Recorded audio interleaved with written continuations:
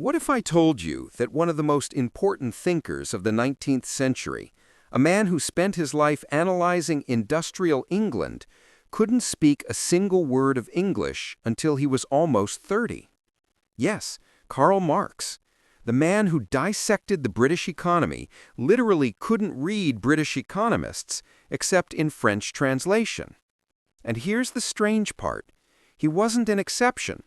Across continental Europe, future writers, philosophers, scientists all studied Latin, Greek, French, but not English.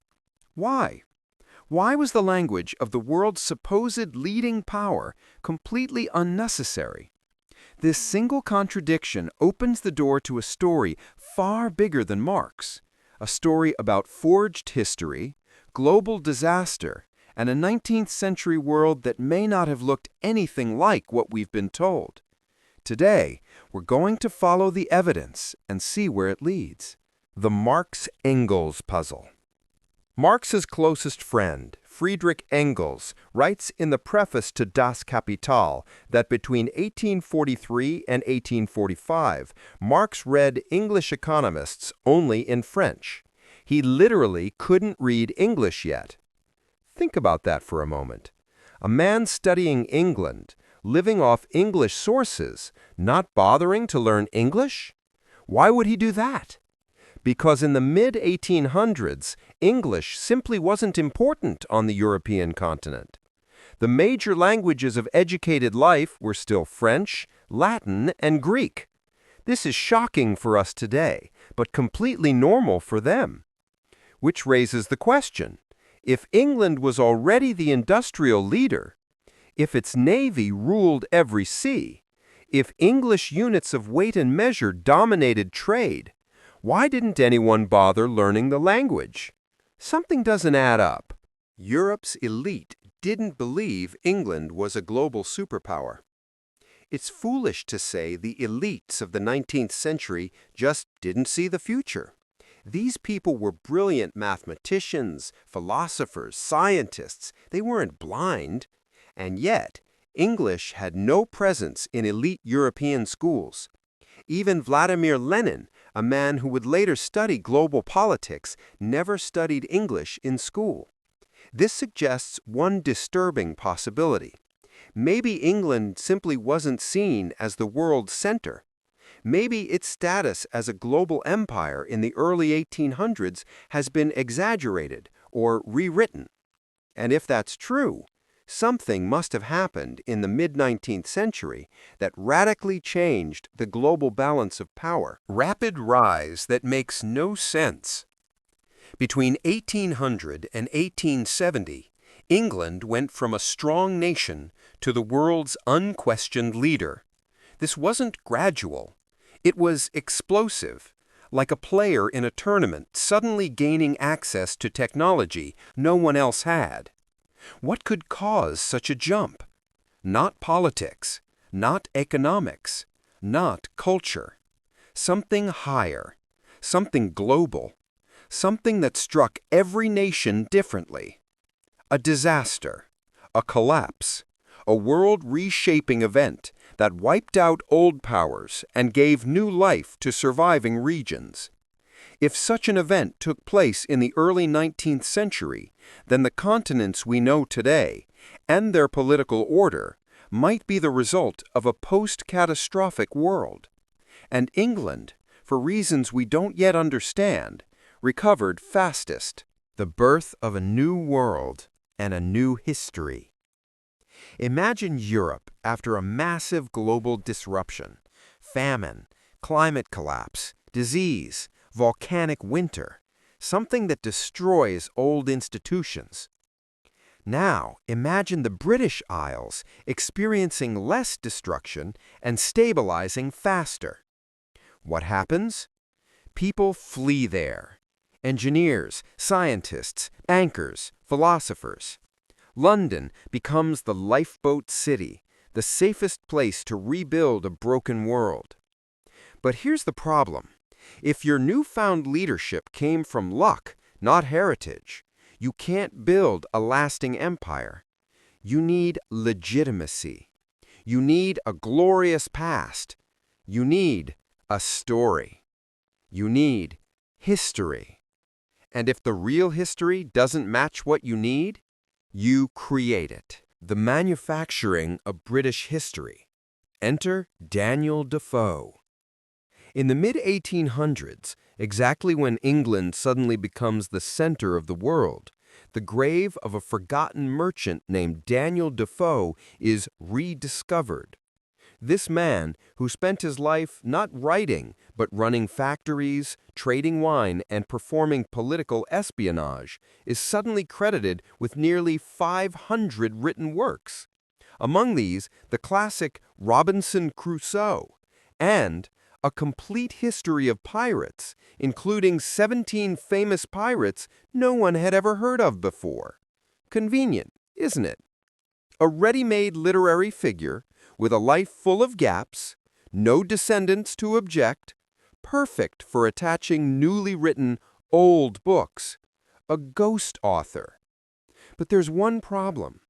The books attributed to Defoe contain knowledge that simply didn't exist in his lifetime. Robinson Crusoe, a book that shouldn't exist. Let's examine the most famous example, Robinson Crusoe. The novel claims that the protagonist knows the exact latitude of his island, 9 degrees, 22 minutes north. But in the 1600s and early 1700s, sailors could not measure latitude this accurately near the equator. And longitude? Impossible. The device needed to calculate it, the marine chronometer, wouldn't exist until long after Defoe's death.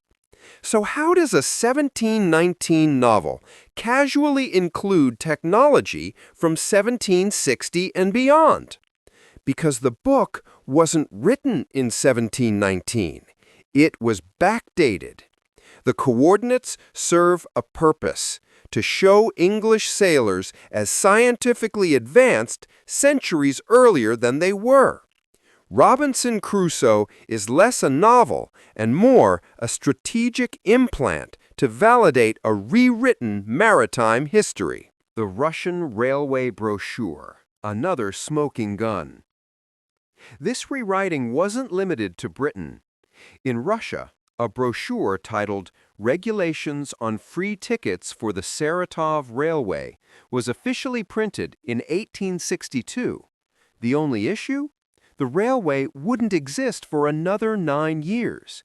In 1862, no tracks had been laid, no route had been chosen, no trains existed. Yet the government published rules for ticket privileges and luggage allowance. Censored, approved, printed. A forgery, but a professional one. This tells us something crucial.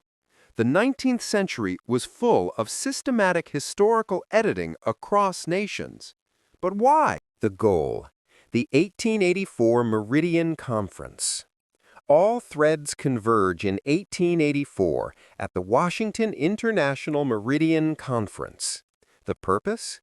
To choose the prime meridian, the line from which the entire world measures space and time. Paris wanted it. Russia wanted it. Many nations proposed alternatives. But England won. Why? Because by 1884, literature, textbooks, rediscovered manuscripts, and retroactive history had already convinced the world that England had always been a scientific leader, even if that history was artificially constructed. Books like Robinson Crusoe had done their job. The world accepted London as the center of the map. The rewrite was complete, but one final mystery remained. We thought the coordinates in Robinson Crusoe only revealed technological anachronisms, but there's something stranger. The book describes Robinson's Island as being southeast of Trinidad, with the island of Trinidad visible to the northwest. On modern maps, that position would mean the South American continent, huge, obvious, unavoidable, would be visible every day. And yet Robinson never mentions the mainland, not once. not in 28 years. The geography does not match reality. And that leads to one last terrifying possibility. What if the map itself changed? What if north wasn't always north? What if a pole shift, a geological catastrophe, reshaped coastlines and rotated magnetic directions sometime before the mid-19th century? This would explain the sudden rise of Britain, the collapse or stagnation of older powers, the strange rewriting of history, and the mismatched geography in supposedly old books. Closing. The beginning of a bigger story. A simple fact that Karl Marx couldn't speak English led us down a path of forged books, misplaced railways, historical reconstruction, and finally a global catastrophe powerful enough to reset civilization. We began with a linguistic mystery. We ended with a planetary one. And this investigation is only beginning. Because if the Earth itself shifted in the 19th century, if our maps, compasses, and coordinates were rewritten, then we may be living in a world built on the rubble of one that came before. What else lies buried in plain sight? Time will tell. Friends, how was the story? I hope you enjoyed it. If you really liked it, don't forget to hit the like button, drop a comment, and subscribe to the channel. And make sure to turn on the bell icon so you'll be the very first to get the next video as soon as it drops tonight. That's all for now. Stay well, stay safe, and I'll see you in the next video.